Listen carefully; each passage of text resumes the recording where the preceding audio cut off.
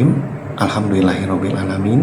Allahumma sholli ala sayyidina Muhammad wa ala sayyidina Muhammad. Assalamualaikum warahmatullahi wabarakatuh. Salam sejahtera. Bertemu kembali dalam bedah buku mendampingi pasien stroke di rumah bab 6 tentang beberapa kesalahan yang dilakukan keluarga dalam mendampingi atau mengurus pasien di rumah. Selamat mengikuti, semoga bermanfaat. Assalamualaikum warahmatullahi wabarakatuh. Bedah buku mendampingi pasien stroke di rumah oleh Dr. Catur Banuaji spesialis saraf bab 6, 15 kesalahan-kesalahan yang dilakukan saat mendampingi pasien. Merawat pasien stroke bukan hanya tentang niat baik, tapi juga tentang ilmu dan pengetahuan yang benar. Bab 15 ini membahas kesalahan-kesalahan yang sering dilakukan keluarga dalam merawat pasien stroke. Antara lain, terlalu lama membiarkan pasien berbaring, takut menggerakkan anggota gerak yang lemah, posisi tidur dan duduk yang tidak tepat, dan menyepelekan risiko tersedak. Tidak konsisten berlatih, menghentikan obat tanpa konsultasi, overprotective atau terlalu melindungi, dan mengabaikan kesehatan mental atau emosional pasien. Absen kontrol ke rumah sakit, lebih memilih pengobatan alternatif atau pengobatan yang bersifat instan, berbicara tentang pasien seolah ia tidak ada, dan overstimulation atau stimulasi berlebihan. Abaikan kebersihan mulut, membandingkan pasien dengan orang lain, tidak menata lingkungan rumah, dan ringkasan. Merawat pasien stroke bukan hanya tentang niat baik, tetapi juga tentang cara yang benar dan pengetahuan yang tepat. Dikarenakan waktu yang singkat, maka video ini hanya akan membahas beberapa saja. Yang pertama adalah membiarkan pasien terlalu mau berbaring. Faktanya, imobilisasi lama akan menyebabkan atrofi otot atau hilangnya otot, dan juga akan menimbulkan luka tekan atau ulkus. Dekubitus juga beresiko akan infeksi paru atau pneumonia.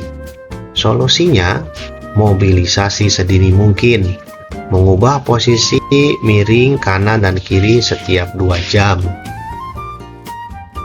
Kedua, takut menggerakkan anggota tubuh yang lemah. Akibatnya terjadi kekakuan sendi permanen atau kontraktur, dan juga spastisitas otot.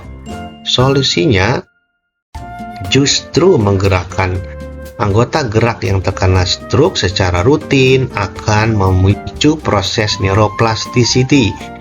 Apa itu neuroplasticity? Yaitu suatu kemampuan yang dimiliki otak untuk beradaptasi, berubah, dan mengorganisasi struktur dan fungsi saraf.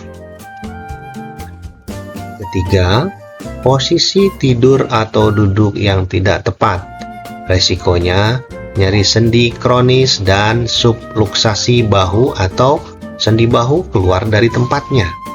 Solusinya, gunakan bantal untuk menopang, pastikan tubuh simetris, dan ganti posisi secara berkala.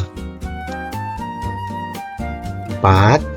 Menyepelekan resiko tersedak atau disfagia.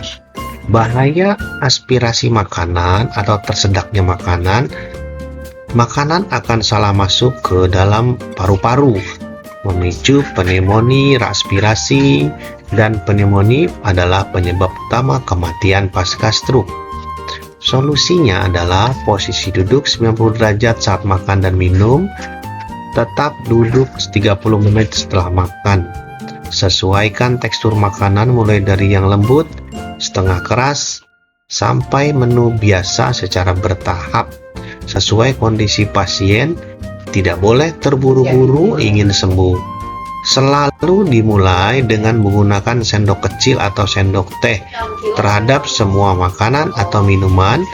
Setelah tidak ada lagi tersedak, baru mengangkat atau meningkat ke sendok besar, kemudian gelas atau sedotan. 5. Latihan tidak konsisten. Mengapa konsisten penting? Karena otak membutuhkan ribuan pengulangan rutin untuk belajar kembali. Setiap latihan adalah pengulangan yang membantu otak membentuk jalur saraf baru atau neuroplasticity. Latihan yang terputus-putus membuat otak memulai ulang sehingga perkembangan menjadi lambat. Solusinya, latihan singkat 10-15 menit, tetapi dilakukan rutin setiap hari jauh lebih efektif. Latihan tidak konsisten, maka perkembangan terputus-putus dan lambat. Buatlah jadwal latihan rutin mulai dari yang ringan, libatkan caregiver atau keluarga, dan fokus pada proses, bukan pada hasil. 6. Menghentikan obat tanpa konsultasi. Resiko struknya akan berulang dan bisa lebih berat dari yang pertama. Dan menghentikan obat tanpa konsultasi akan menghambat penyembuhan karena suplai otak terganggu oleh penyakit-penyakit pembuluh darah. Solusinya adalah minum obat teratur, pengertian dan perubahan dosis hanya oleh dokter. 9. Absen kontrol rutin ke rumah sakit. Absen kontrol ke rumah sakit bermanfaat karena kontrol ke dokter bermanfaat untuk memantau dosis dan jenis obat, jumlah obat, dan efek samping. Juga monitoring perkembangan kemajuan dari stroke dan keluhan-keluhan terkait komplikasi. Solusinya, disiplin mengikuti jadwal kontrol.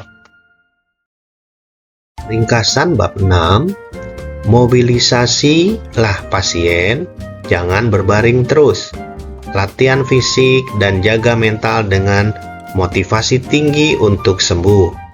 Kepatuhan minum obat dan kontrol medis secara teratur.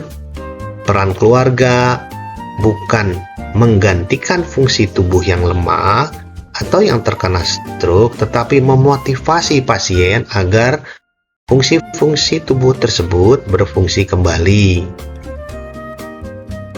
Alhamdulillah, kita telah menyelesaikan bab 6 buku Mendampingi Pasien Stroke di Rumah, karya Dr. Catur Banoji, spesialis saraf.